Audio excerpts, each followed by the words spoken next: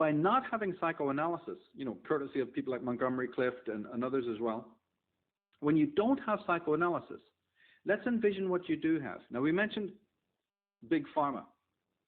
If you want to understand the roots of these tyrannies, as I say, you've got to look at the actual origin of why they're there. They're often in the place of something else that was good. So you don't have psychoanalysis by any means. It's shot down in flames. It's ridiculed and lampooned and sneered at. What do you have in its place? Well, we mentioned big pharma, but anybody remember a thing called the New Age movement, which already had started in the early 70s, gathered steam through the mid and late, and then by the 80s it was full-blown, fully financed. It's not that there's not some good stuff in the New Age movement, there is. But the vast monopoly of it, I believe, and I've always believed, you see, that it came into existence to fill the abscess that was left by the lack of true German thought. Now, people can crunch on that for a while, because I'm convinced of it. Because what is the New Age movement? It can be summed up in one line. And again, with exceptions, but those exceptions are fairly minor. And one of them would be your sort of Krishnamurti type school, right, or whatever, and all the rest of it. But psychoanalysis, psychology plays very little part in the New Age movement, actually, right? It's very, very, very toned down. Dr. Phil is about what you're going to get. Yeah, right, exactly. Yeah, well, that's like Joel Osteen is God's gift to the Christian movement. Yeah, right. Okay. What the hell, right? These are crooks, and the fact that people can't see that. Now, no, it's not that Dr. Phil's a crook. Probably a lot of the stuff he does is good, but see, that's all the American audience is going to accept. That Dr. Phil is it. That's all you're going to get. You're not going to get, and even if he makes a reference to something a little bit off wall, which he's done, he has to do it with a big smile and many cartoons in and before, during and after, and some commercials and some jugglers to make the point that you got a shadow side that you might project in your relationships, and your relationships might be the mirror of what's going on inside.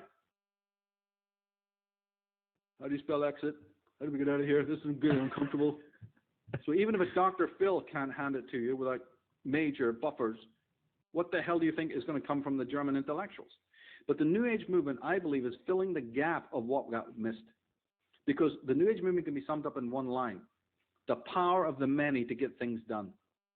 Well, sorry, that makes it completely inauthentic to what Freud and Jung and all psychologists were talking about, because they never talk about the power of the many. As we said, Anna Freud is a critic of the power of the many. She says it's causing psychosis and schizophrenia and dissociation and neurosis in ordinary human beings. They're becoming organizational, dehumanized, inauthentic. They're voting in any kind of authoritarian system. The Christians want Joel Osteen. The public want Obama. They want popes and crowned heads, right? This is what's happening in the abscess. Now, New Age movement is no different, because it is saying the power of the crowd. I guarantee, and they don't want the true teacher, so it's Oprah Winfrey. It's the power of the crowd to get things done, a la Oprah Winfrey or some Eckhart Tolle or some other ludicrous replacement for your one-to-one personalistic journey into the mythic realm. Hopefully on your own, but certainly then with a psychoanalyst, you only have to take, I'm talking about 3 sessions here. I'm not saying you commit life. 3 sessions can change your life if you have a creative block or whatever, or you just even read books on it. I'm not advocating, slavery to a system. I'm just talking about getting over a little hurdle in your life by talking to someone, using the free association method, using the talking cure, which ultimately should be done, in a layman's way. And we'll soon see that Freud advocated that. If we move on, we'll see that he actually advocated that as well. But the next slide there is